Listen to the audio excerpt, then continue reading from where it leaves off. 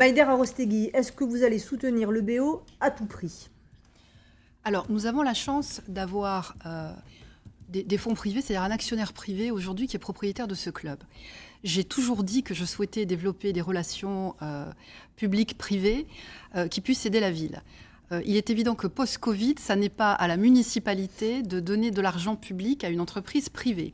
Par contre, je trouverais normal que des investisseurs qui viennent dans notre ville, dans certaines infrastructures, puissent accompagner la ville dans son développement. Donc il faut revoir le montage financier, Il faut revoir le montage financier. Et je suis extrêmement satisfaite et heureuse de voir que finalement, Guillaume Baruc nous rejoint sur la nécessité de créer un centre de formation qui nécessairement sera un centre de formation pour tout le Pays Basque. C'est plutôt vous qui nous rejoignez, parce que j'ai toujours été pour le projet BO et pour le centre de formation. Alors, on vous a beaucoup lu dans l'entre-deux tours en tapant à deux mains contre le BO je demande et contre juste ce projet de centre de formation. Que la ville garde la maîtrise d'ouvrage sur le projet. C'est ce qui est écrit dans les ce que nous avons signé. Et que ça ne soit pas financé sur finances municipales. Excusez-moi, mais heureusement que les conseils municipaux sont enregistrés, parce qu'on pourra entendre ce qu'a dit M. Baruc à cette occasion. Et nous verrons que ce n'est pas du tout ce qu'il nous dit ce soir. En tout cas, je me réjouis.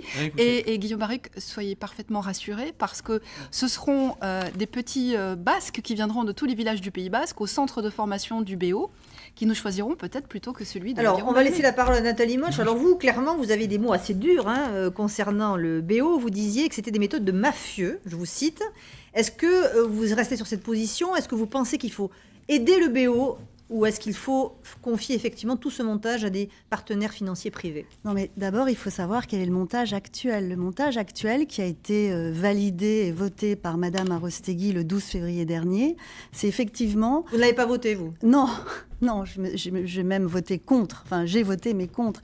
C'est quoi comme montage? C'est tout simple. C'est un centre d'entraînement à 12 millions d'euros hors taxes, hors coût de démolition, à destination exclusive d'une société privée, le BOPB, financée par un consortium d'entreprises qui résulte de la vente des terrains.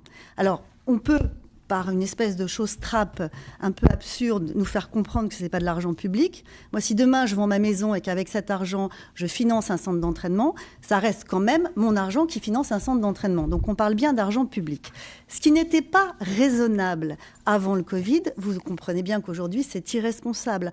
Parce que la ville n'a absolument pas les moyens de se dessaisir de ce foncier au bénéfice exclusif d'une société privée. Alors le BO, nous aussi, on l'aime. J'ai des joueurs rugbyman dans mon équipe. On est tous d'accord pour dire que c'est l'ADN de notre ville.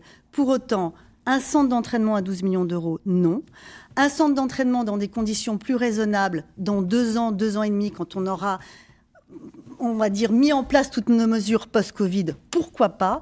Et dans tous les cas, à destination de l'ensemble des jeunes sportifs, c'est-à-dire de l'ensemble des jeunes biarros, toute activité sportive confondue. C'est-à-dire que s'il y a un centre d'entraînement et de formation, ça doit pouvoir aussi bénéficier à l'Omnisport à travers sa section natation, à travers sa section foot. Je ne vois pas pourquoi il y aurait juste le curseur d'entrée du rugby. Madame Arostegui, vous êtes d'accord avec ça? Non, ce qui est totalement déraisonnable, c'est d'avoir fait croire aux Biarros depuis le début de cette campagne que ce centre de formation soi-disant à 12 millions serait à la charge des Biarros. D'abord, nous n'avons jamais voté pour un centre de formation. Nous avons voté pour le lancement d'études qui permettraient ou pas d'avancer sur un centre de formation, des tribunes, d'avancer avec un calendrier et d'avancer avec un financement. En aucune façon, les mesures de Michel Venac ne seront les mesures de la prochaine mandature. Donc, nous choisirons avec qui nous allons financer, avec qui nous allons travailler.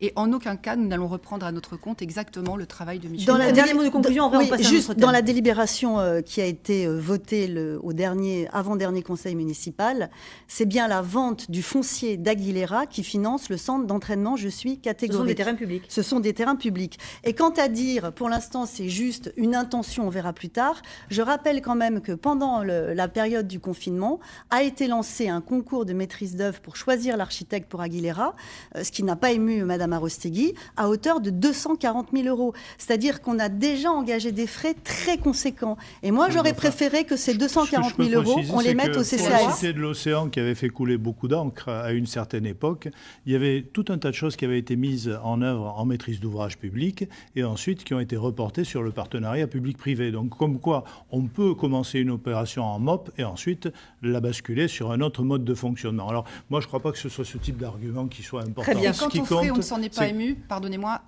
car c'est la loi. Lorsqu'on lance ce type d'études... On n'était pas obligé.